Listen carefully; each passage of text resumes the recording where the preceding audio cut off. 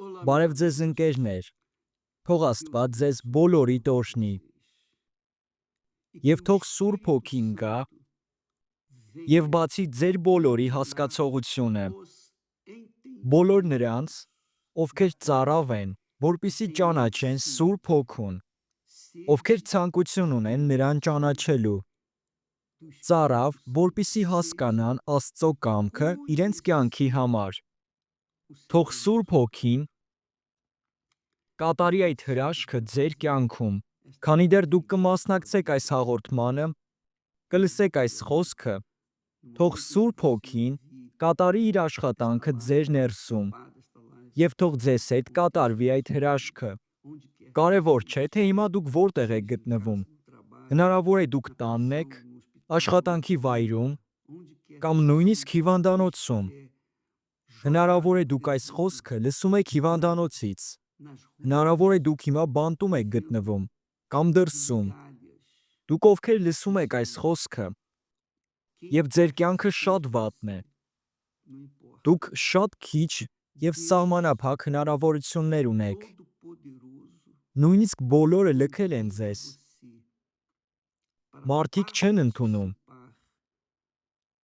ձեր բարեկամները, ձեր հարազատները ձեզ չեն ընդունում, և այս կյանքում դուք միշտ ամենավերջին և ամենավատ մասն եք ստանում։ Ուշադիր եղեք, կարևոր չէ, թե ինչ վիճակում եք դուք գտնվում, կարևոր չէ, թե ինչպիսին է ձեր իրավիճակը, Աստված ամենակարող է, և Նա հրավիրում է ձեզ, որպեսզի դուք ստանաք Նրա ներկայությունը, որտեղ էլ որ գտնվեք, Աստծո ներկայությունը միշտ ձեզ հետ կլինի։ Ուրեմն, թող Սուրբ Հոգին գա և բացի յուրաքանչյուրիս հասկացողությունը, որպեսզի դուք կարողանաք հասկանալ Նրա կամքը ձեր կյանքի համար։ Դա ամենահիանալի բանն է, որ կարող է լինել մեր կյանքում։ Ամենամեծ հարստությունն է։ Դա ժամանակավոր չէ, այլ հավիտյան է։ Դա Աստծո ներկայությունն է մեր ներսում և մեր փրկությունը։ Այդ ամենը ոչ բոլորի համար են։ Ցավոք, աշխարհը այլ ծարավ ունի։ Այս աշխարհի մարդկանց ցանկությունները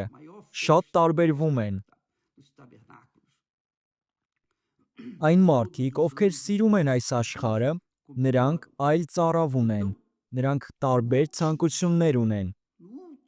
որոնք ընդհանրապես Աստծո հետ կապված չեն։ Եվ իհարկե շատ դժվար է, որպեսզի այդ մարդը ստանա այն խոստումը, որը Տեր Հիսուսն է առաջարկում։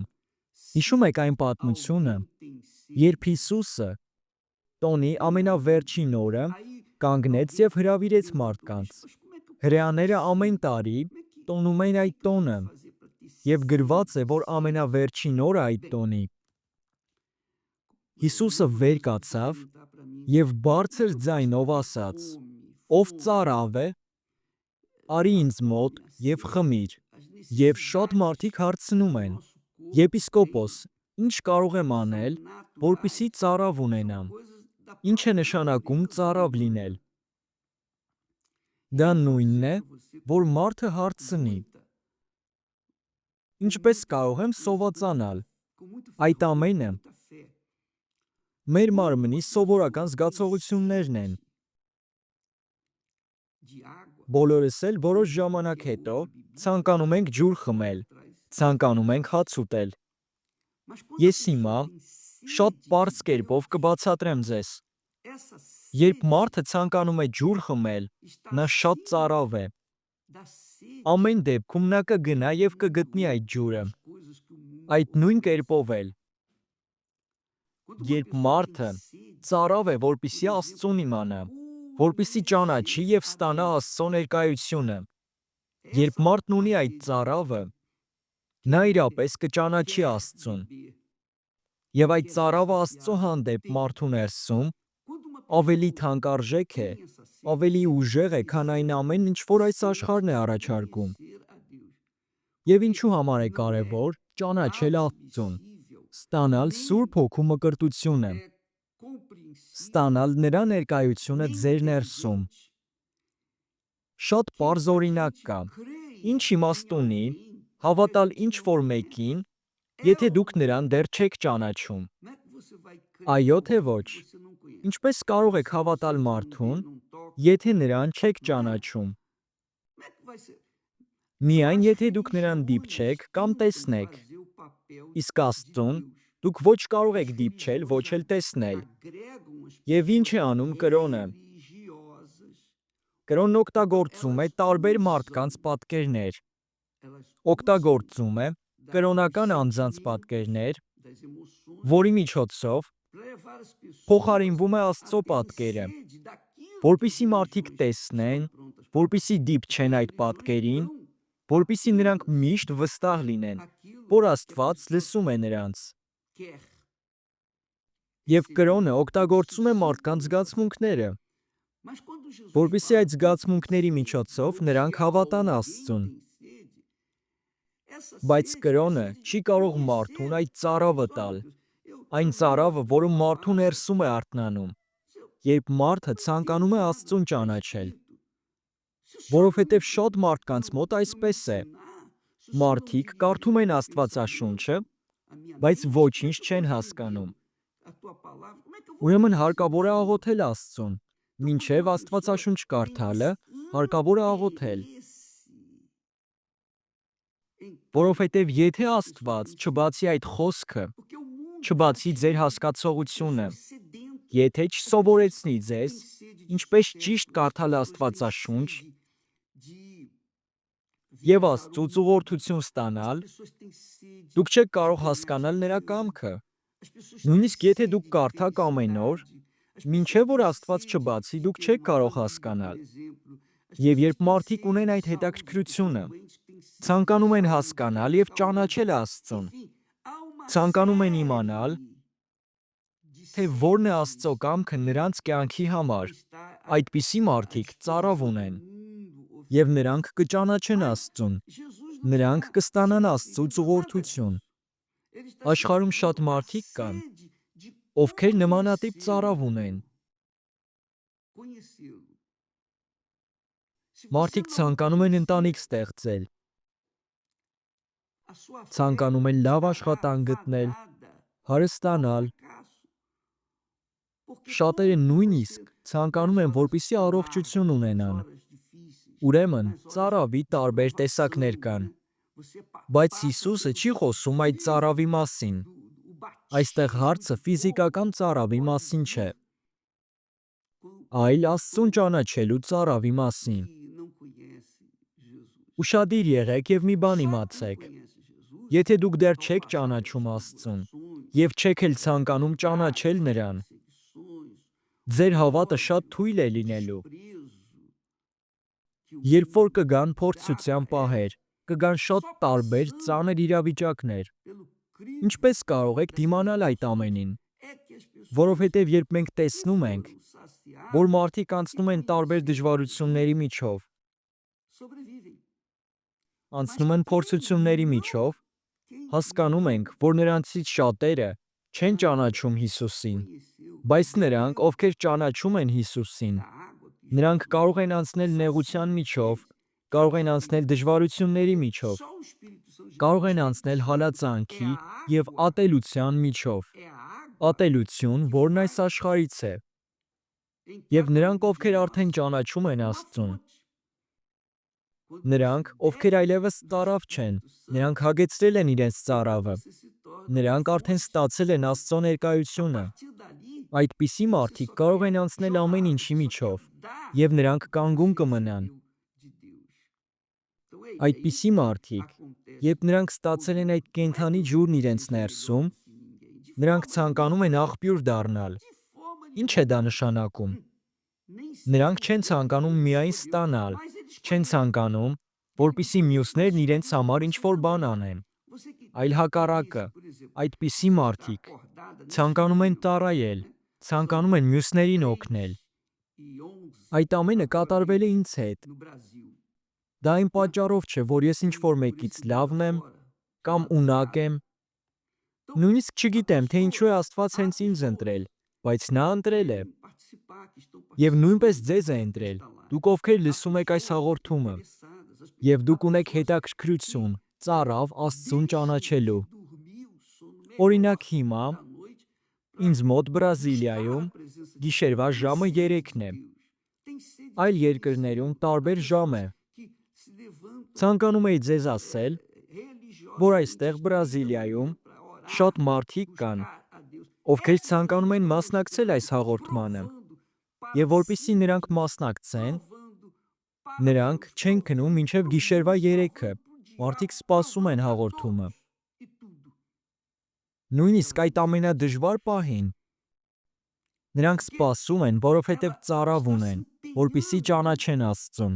Այդպիսի մարդիկ իրենց տարավը բոլորին ցույց են տալիս Աստծուն, բոլորին, ովքեր որ նրանց հետ են ապրում, նրանց հետ են շփվում, նրանք տեսնում են այդ ծարավը, որ մարդն իրապես ցանկանում է ճանաչել Աստծուն։ Եվ Աստծուն ճանաչելու համար նրանք ամեն ինչ անում են։ Այս վերջին շաբաթում մենք խոսում ենք Հիսուսի աշակերտների մասին եւ քննարկում ենք նրանց հավատը, մինչև Սուրբ Հոգու մկրտությունը եւ Սուրբ Հոգու մկրտությունից առաջ։ Քանի դեռ Հիսուսի աշակերտները մկրտված չէին Սուրբ Հոգով, նրանք դեռ իրականում չէին ճանաչում Աստծուն, նույնիսկ քայլում էին Հիսուսի հետ։ Նրանք կարող էին դիպչել Հիսուսին, տեսնում էին նրա բոլոր հրաշքները։ Եվ այդ աշակերտները հենց իրենք հրաշքներ էին գործում, բայց նրանք դեռ չէին ստացել այդ ամենակարևոր հայտնությունը, որ նա, ով նրանց հետ էր, խոսքը Հիսուսի մասին է։ Նա ամենակարող Աստծո որդին էր։ Կենդանի Աստվածը նրանց կողքին։ Նրանց հոգևոր աչքերը փակված էին։ Նրանք այդ ամենը չէին նկատում։ Եվ ինչպես որ դուք հիշում եք, երբ Հիսուսը հարություն առավ, առաջինը նրան տեսավ Մարիամ Մագդալենացին։ Նա կարող էր երևալ աշակերտներին, կարող էր երևալ այլ մարդկանց, ովքեր նրա հետ են եղել, ճանաչել են նրան, բայց Հիսուսը առաջին հերթին երևաց Մարիամին։ Եվ ով էր Մարիամը։ Անցյալում նա շատ մեծ մեղավոր էր, նա դիվահար էր, ում Հիսուսն ազատագրել էր։ Բայց կարող ենք ասել, որ Մարիամը բոլոր առաքյալներից ավելի շատ ծարավ ուներ, որպեսզի տեսներ Հիսուսին։ Եթե դուք ուսումնասիրեք այդ բոլոր պատմական նյութերը, կտեսնեք, որ նա շատ վաղ առավոտյան արթնացել էր, որպեսզի գնար Հիսուսի գերեզմանի մոտ և տեսներ նրան։